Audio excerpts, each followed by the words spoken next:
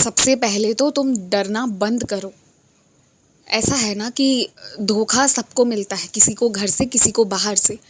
क्योंकि ये भी एक अनुभव है और इसे भी लेना ज़रूरी है, तभी तुम आगे चलकर ना मजबूत रहोगे। और धोखा मिलना दुख देता है, मुझे पता है, लेकिन अगर ये ना होता ना तो तुम सावधान नहीं रहते। लेकिन इसका ये मतलब नहीं है कि तुम आगे रिश्ते अब रखोगे ही नहीं किसी के साथ। कदम फूंक फूंक कर लो, ठीक है, वहाँ तक सही है। लेकिन यदि किसी एक के बर्ताव के कारण अब तुम किसी और को स्वीकार ही ना करो, तो मुझे लगता है ये तुम्हारी गलती होगी। मेरी बात मानो और आगे बढ़ो। मुझे पता है मेहनत तुमने बहुत कड़ी करी है और कड़ी मेहनत के कारण ही तुम हासिल कर पाए हो। और तुम्हारे नाम के साथ कई लोगों के नाम जुड़ गए जब तुमने कुछ उपलब्धियों को हासिल की। तो तुम्हें पता है ना कि तुमने मेहनत की और तुम्हारी मेहनत के कारण फल अच्छे मिले हैं। ये तुम जानते हो, मैं जानता हूँ।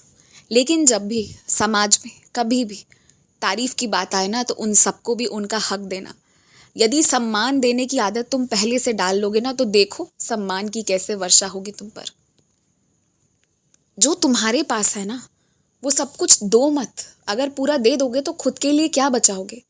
इसलिए मैं हमेशा कहता हूँ, अपने लिए अच्छे से रख लो और उसके बाद दो। तो देने की बजाय ना बांटना शुरू करो। बांटो, कुछ अपने पास रखो, कुछ उन्हें दो। बांटने की आदत बेहतर है। पूर्णतः दे दोगे तो तुम खाली हो जाओगे। कुछ लोग तुम्हारे घर सिर्फ अतिथि बनकर आने वाले हैं, सिर्फ अतिथि। लेकिन ये सिर्फ कहने और समझने की बात है। वो उससे कहीं ज़्यादा कुछ जांच पड़ताल करने आए हैं, कुछ सच जानने आए हैं। और हाँ, वो कुछ सच तुम्हें भी बताएंगे। वो जो भी कहेंगे वो सच ही रहेगा।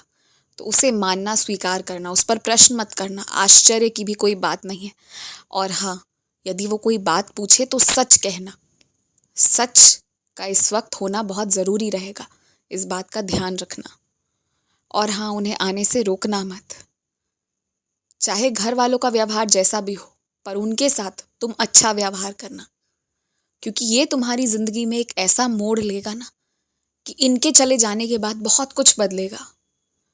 और वो बदलाव सकारात्मक हो, इसके लिए तुम्हें अच्छा व्यवहार करना है। तुम्हारी लाख मेहनत, लाख तपस्या, लाख पूजा के बावजूद भी कोई तुम्हें पहचानता तक नहीं, कोई शुक्रिया तक नहीं करता। लेकिन मैं पहचानता हूँ। और इसलिए तुम में बात अलग है। इसलिए तो तुम किसी के लिए प्रार्थना कर देते हो या कुछ कह देते हो, तो मैं मना नहीं करता। और ये सब जानते हैं। कुछ लोग इस बात से ईर्ष्या भी करते हैं। लेकिन तुम्हें बस इसलिए जैसे हो वैसे ही रहना, अपने आप को और सुंदर बनाना है। तुम्हारी शरीर में कोई कमी नहीं आई है। थोड़े बहुत कमज़ोर थे तुम, मैं मानता हूँ। जो मैंने ठीक भी किया है तुम्हें, बहुत हद तक ठीक भी हो गए, और जो बाकी है वो भी ठीक हो जाएंगे। लेकिन जिस वातावरण में तुम रह रहे हो और जिन चीज़ों का तुम उपयोग कर रहे हो, वो चीज़ें तुम्हारे शरीर पर भारी पड़ रही हैं।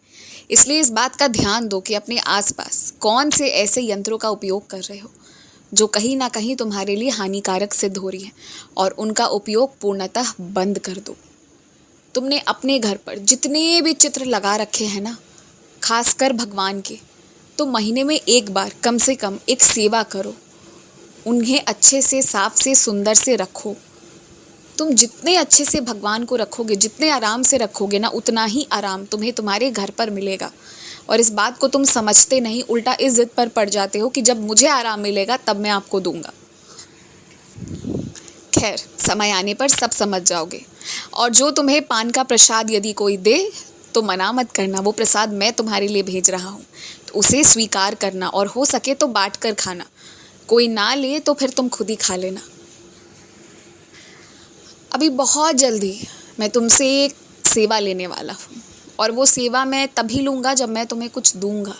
उसके बाद तुमसे वो सेवा लेने वाला हूँ। और वो सेवा नहीं है, वो एक तरह से हम दोनों के बीच की बातचीत है।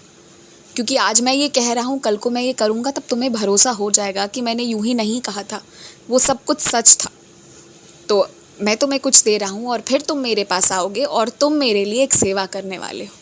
वो सेवा कैसे होगा, वो तुम्हारे मन में आ चुकी है, वो भाव आ चुके हैं, बस अब उसे पूरा करवाना है।